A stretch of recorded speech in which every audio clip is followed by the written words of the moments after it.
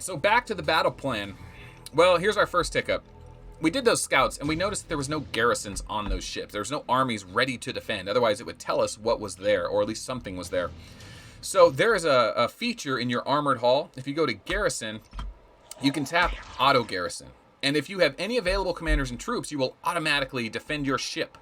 But if someone scouts you and you have no one in this garrison, if there's nothing here, they won't, or if you have something here, they'll see it with their scout. If there's nothing here, they'll see nothing. They'll just see your resources. But if auto garrison's on, when they hit your ship, you will immediately put an army in front of them and catch them off guard, perhaps. If they're bigger than you, they might just stomp through it. So I'm going to go ahead. Now, it looks like someone is already targeting them. Maybe they're allies? Looks like someone's scouting them, or they're scouting someone. So let's go ahead and hit them. Just send it out. Now, first thing I want to do is take Cohen, load up these airships, do that. Let's see. Can I do that? Let's see. Yeah, I could do that.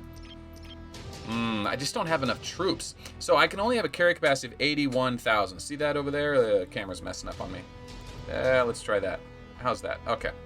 So 81,000. That's all I can carry back. And that guy has, what, 800, 900,000 resources total? So I'll end up only taking like 15 of each. That's not good enough. So before I go sending that attack off and waiting a minute, let's go to our barracks. Let's grab some tier 2. We have an hour and 20 minutes left. I'm just going to go ahead and rush it with the speed ups. Pay the gold for the rest of it.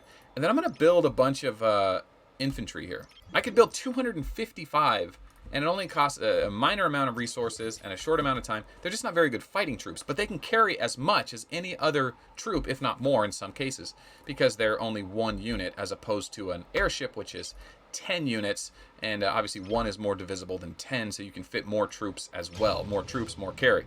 All right, so let's go and take a look at him again and see what we can do. Well, we should double check to make sure one of these guys had a lot of resources, the other didn't. So player 15-4. Player 15-4 is the one I want to hit. So let's send the bigger commander that way.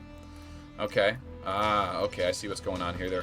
Once again, they're putting the tier 3 up front. It's kind of annoying because you have to manually do it, but you can save it, right? So you can save it. I'll go ahead and put the tier 3 there, and then we'll do that like that. Now, I'm going to save this march because I intend to use this march multiple times. So I'm just going to go ahead and attack. It's going to take 50 seconds, and I'm going to come back with 200,000 resources. Now, he does have shadow matter, so I'm not going to get full resources first. I'm going to get some shadow matter, and that's fine.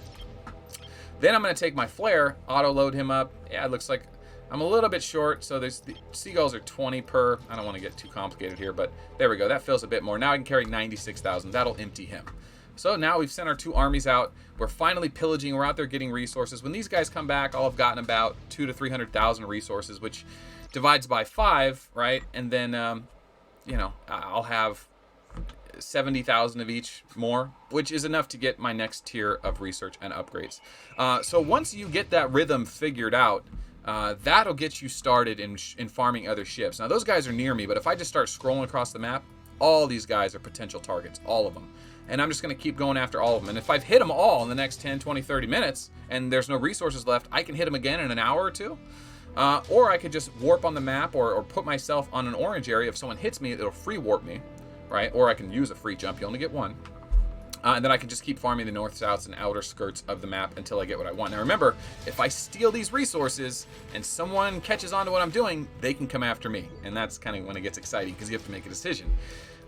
Most people aren't going to be gold speed hitting you. They're not going to have big commanders early on. I don't have much resources to lose, but I have to decide, is it worth it to just take the hit?